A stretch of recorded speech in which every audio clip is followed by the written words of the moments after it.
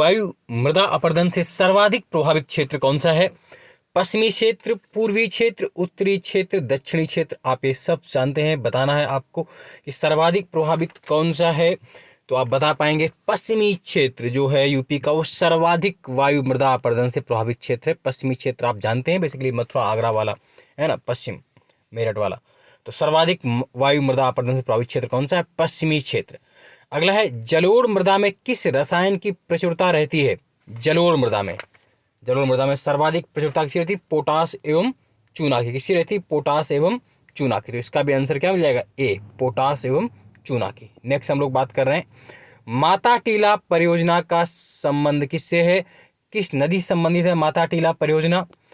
बेतवा, कृष्णा, गोदावरी, पेरियार। तो आप सब जानते हैं माता टीला जो डैम है वो बेतवा रिवर पर बनाया जा रहा है। किस पर? बेतवा पर। आपको बताना है कमेंट्स बॉक्स में किस जिले में बन रही, झांसी में या ललितपुर में, बताना है, या उरई या जालौन। राजघाट बांध एवं नहर परियोजना उत्तर प्रदेश और मध्य प्रदेश सरकार के बराबर सहयोग वाली ज्वाइंट प्रोजेक्ट, संयुक्त परियोजना जो बनाई जा रही है किस पर? यमुना पर, बेतवा पर, चंबल पर, केन पर। किस पर बन रही है? तो आप सब जानते हैं ये किस पर बनाई जा रही है? बेतवा नदी पर। किस पर? बेतवा पर। नेक्स्ट है, रानी लक्ष्मीबाई डैम किस नदी पर अवस्थित है? बेतवा, रिहंद, केन, टोंस। रानी लक्ष्मीबाई बांध आप सब जानते हैं बेतवा नदी पर। किस पर है? बेतवा नदी पर। ये देखिए बेतवा नदी पर है ना। तो इस तरह आप लगातार देखते रहिए। उत्तर प्रदेश के हम लोग विशेष महत्वपूर्ण क्वेश्चन की एक सीरीज चला रहे हैं ताकि यूपी संबंधित कोई भी क्वेश्चन किसी भी एग्जाम में, यूपी पीसीएस, आरओ, पैट हो, आपका एपीएस हो, कोई भी क्वेश्चन जहां यूपी संबंधित है और यूपी वाले क्वेश्चन आते हैं वो एक भी क्वेश्चन आपके गलत नहीं हो। आप बार बार रिवाइज करते रहें। एक ये लंबी श्रृंखला है, लगभग 7 से 8 सीरीज की, लेकिन यूपी के सभी क्वेश्चंस आपको इससे मिलेंगे। ये आज चौथी सीरीज हम लोग बात कर रहे हैं। अगला है, उत्तर प्रदेश में सिंचाई के प्रमुख साधन है, आपको क्रम से मिलाने हैं। कौन से साधन है बताइए? पहला क्या होना चाहिए? तो सबसे ज्यादा आप जानते हैं नलकूप से होता है, तो ए बी ऑप्शन मिल जाएगा। नलकूप, फिर नहरें, फिर अन्य साधन तालाब एवं कुएं। तो इसका बी ऑप्शन सही होगा। सबसे पहले नलकूप, फिर नहर। 2-1 आप मिला लीजिए अपने आप। सबसे ज्यादा नलकूप होता है। उत्तर प्रदेश का सबसे ऊंचा बांध निम्न में से कौन सा है? माता टीला, मेजा, रिहंद, रामगंगा डैम। माता टीला, रिहंद, मेजा, रामगंगा। तो आप सब जानते हैं जो यूपी का सबसे ऊंचा डैम है वो रामगंगा डैम है। बिजनौर जिले में है, रामगंगा नदी पर है। रामगंगा डैम है ना, बिजनौर जिले में है, याद रखिएगा। फुलहर झील भारत के किस राज्य में स्थित है? मध्य प्रदेश, बिहार, उत्तराखंड, यूपी। तो फुलहर झील आप सब जानते हैं यूपी में स्थित है, यूपी के पीलीभीत जनपद में। किस जनपद में है? यूपी के पीलीभीत जिले में है। इसी को गोमत झील भी कहते हैं और इसी के पास से गोमती नदी का ओरिजिन होता है।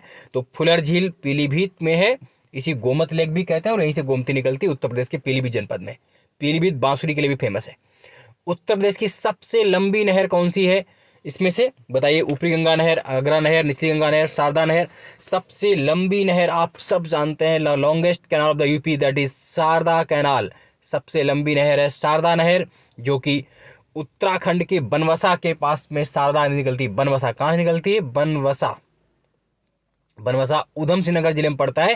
कहीं कहीं यूपी जाकर निकलती है उत्तराखंड से, बनवसा से। शारदा नहर, शारदा कैनाल यूपी की सबसे लंबी नहर है।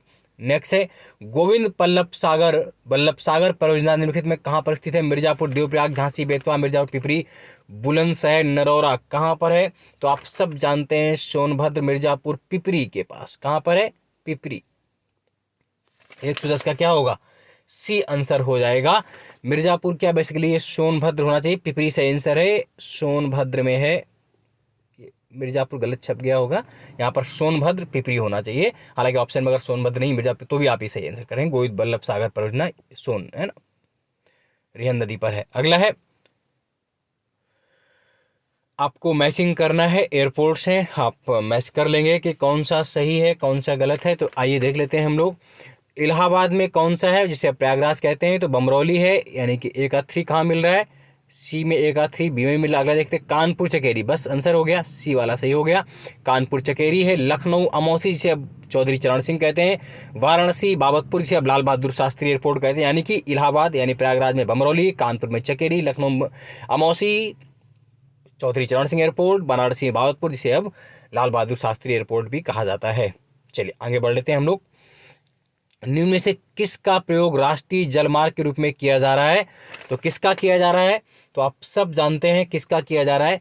इलाहाबाद से हल्दिया के मध्य गंगा में NWH1, इलाहाबाद से हल्दिया के बीच NWH1 national water highways number 1 Allahabad में हल्दिया 1620 किमी है। That is longest national water highways of India. Bharat का सबसे लंबा राष्ट्रीय जलमार्ग भी यही है, इलाहाबाद से हल्दिया के बीच।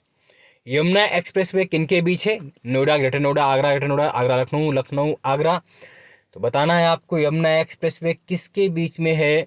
तो आप सब जानते हैं यमुना एक्सप्रेसवे जो है आगरा से ग्रेटर नोएडा, आगरा से ग्रेटर नोएडा, पहले इसको ताज एक्सप्रेस भी कहते थे, आगरा से ग्रेटर नोएडा। एशिया के सबसे लंबे साइकिल हाईवे की इटावा से आगरा के मध्य लंबाई कितनी है? जो सबसे लंबा साइकिल हाईवे है वो इटावा से आगरा के बीच है, उसकी लेंथ कितनी है? तो 207 किलोमीटर। कितनी थी? 207 किलोमीटर। उत्तर प्रदेश से शुरू होने वाला सबसे लंबा राष्ट्रीय राजमार्ग कौन सा था? पहले तो NH7 था। कौन सा था? NH7। बट आज की डेट में जो सबसे लंबा नेशनल हाईवे हो गया है वो NH44 है, श्रीनगर से कन्याकुमारी, है ना, याद रखिएगा। पहले क्या था? बनारस से Kanyakumari NH7 great Deccan road, that is longest national highway of India था। But in present NH44 is the longest highway of India from Srinagar to Kanyakumari. वर्तमान में भारत का सबसे लंबा राष्ट्रीय राजमार्ग NH44 है, याद रखिएगा। ट्रांसपोर्ट नगर से चारबाग तक पहले चरण के अंतर लखनऊ मेट्रो को कब शुरू किया गया था? हालांकि बहुत महत्वपूर्ण क्वेश्चन अब नहीं है, ये 5 सितंबर 2017 को ए वाला इसका आंसर सही था, लेकिन अब ये बहुत महत्वपूर्ण क्वेश्चन नहीं है। हाँ, प्रदेश में नवाबगंज पश्चिम बिहार कहाँ स्थित है? आप सब जानते हैं नवाबगंज पश्चिम बिहार कहाँ पर है। तो ये है उन्नाव में। चंद्रशेखर आजाद पश्चिम बिहार भी बोलते हैं, नवाबगंज पश्चिम बिहार उन्नाव में है। 17 का डी आंसर। निम्न जनपदों में कौन सर्वाधिक वनाच्छादित है? लखीमपुर खीरी, सोनभद्र, पीलीभीत, चित्रकूट। सर्वाधिक वन कहाँ पर है इनमें से? तो आप सब बता पाएंगे किस जिले में है इसमें से, बताइए। ये है आपका सोनभद्र। कहाँ पर? सोनभद्र। उत्तर प्रदेश में बब्बर शेर सफारी, लायन सफारी कहाँ पर है? आप सब जानते हैं इटावा में है। कहाँ पर है? इटावा में है। 19 का बी हो जाएगा, 119 का। द ऑपरेशन ग्रीन परियोजना का शुभारंभ यूपी में कब किया गया? द ऑपरेशन ग्रीन परियोजना का शुभारंभ यूपी में 2001 से। कब से किया गया? 2001 से। चलिए नेक्स्ट देखते हैं। निम्नलिखित जनजातियों में से किसकी संख्या यूपी में सर्वाधिक है? बनावट, सहरिया, थारू, धुरिया। तो इनमें सबसे ज्यादा कौन सा है? तो इन ऑप्शन में सबसे ज्यादा जो है यूपी में थारू पाई जाती। कौन सी? थारू, सर्वाधिक मात्रा में थारू। लखीमपुर खीरी वगैरह में, श्रावस्ती में। कौन सा त्योहार थारू लोग शोक के पर्व में मनाते हैं? तो आप सब जानते हैं दीपावली को। किसको? दीपावली को थारू लोग शोक के पर्व में मनाते हैं। किसको? दीपावली। बी, थारू लोग दिवाली को सारो फेस्टिवल शोक के पर्व। कर्मा किसका लोक नृत्य है? कहाँ का? महोबा, ब्रज, पूर्वांचल, सोनभद्र। कर्मा, तो कर्मा आप सब जानते हैं सोनभद्र में होता है। बेसिकली खरवार नाम की जनजातियों द्वारा किया जाता है कर्मा। सोनभद्र में कर्मा फोक डांस है, लोक नृत्य है, खरवार जनजातियों के द्वारा कर्मा किया जाता है। अगला है पहरिया जनजाति निवास करती है कहाँ पर? पहरिया जनजाति निवास करती है किस जिले में निवास करती है आपको बताना है। तो पहरिया जनजाति आपका सोनभद्र में। कहाँ पर? सोनभद्र में। 24 का है, सोनभद्र में। शाकंभरी देवी मेले का आयोजन कहाँ पर किया जाता है? वाराणसी, मेरठ, विंध्याचल, सहारनपुर। तो शाकंभरी देवी मेले का आयोजन आप सब जानते हैं कहाँ पर किया जाता है? सहारनपुर में। कहाँ पर? सहारनपुर में। सहारनपुर में। हिंदू मुस्लिम एकता का प्रतीक सुलह कुल उत्सव उत्तर प्रदेश में आयोजित किया जाता है। सुलह कुल फेस्टिवल कहाँ आयोजित किया जाता है? तो आप सब जानते हैं कहाँ पर किया जाता है? आगरा। कहाँ पर? आगरा में। आगरा, आगरा। अब अगला है सूची को आपको सुमेलित करना है। उत्तर प्रदेश पर्यटन द्वारा आयोजित मेला और त्योहार, और दूसरा आयोजन स्थल। लगातार बने रहिए, इसी तरह आपको बेहतरीन सीरीज मिलती रहेगी। चैनल को लाइक, सब्सक्राइब, शेयर जरूर करते हैं। चलिए अगला देखते हैं। जो मिलाना है आपको पशु मेला, तो आपका बटेश्वर में है। आप सब जानते हैं जो पशु मेला है बटेश्वर आगरा में सबसे बड़ा लगता है। एक 3 हो जाएगा। उसके बाद ध्रुपद मेला। ध्रुपद मेला, ध्रुपद मेला आपका कहाँ लगेगा? ये देखिए बनारस। बनारस। गोविंद साहब मेला अम्बेडकर नगर। माघ मेला प्रयागराज। तो इसका आंसर हो जाएगा आपका ए। कौन सा? ए। देख लीजिए फिर से। पशु मेला बटेश्वर आगरा में, पशु मेला एनिमल फेयर है बटेश्वर में। फिर ध्रुपद मेला वाराणसी बनारस। गोविंद साहब मेला अम्बेडकर नगर और माघ मेला प्रयागराज। तो ये आपका सही हो गया। नेक्स्ट भी सूची, एक सूची को सम्मिलित करना मेला ही आपको दिया गया है, तो आप बना लीजिए, इसको भी देख लीजिए। तो इसमें भी कोई दिक्कत नहीं होनी चाहिए। बटेश्वर अभी बताया आपने, तो बटेश्वर का आगरा हो जाएगा। बटेश्वर आगरा। देवा बाराबंकी में है, तो 3 1 किस में मिल रहे हैं, डी में। ये डी आंसर। देखिए बटेश्वर आगरा, देवा बाराबंकी, हरदास जयंती आपका वृंदावन में, हरदास जयंती वृंदावन में, नौचंदी का मेला मेरठ में, मेरठ में, तो डी आंसर। अगला है 29 क्वेश्चन, सैयद सालार मेला कहाँ लगता है? तो सैयद सालार मेला आपका भरता है बहराइच में। कहाँ पर भरता है?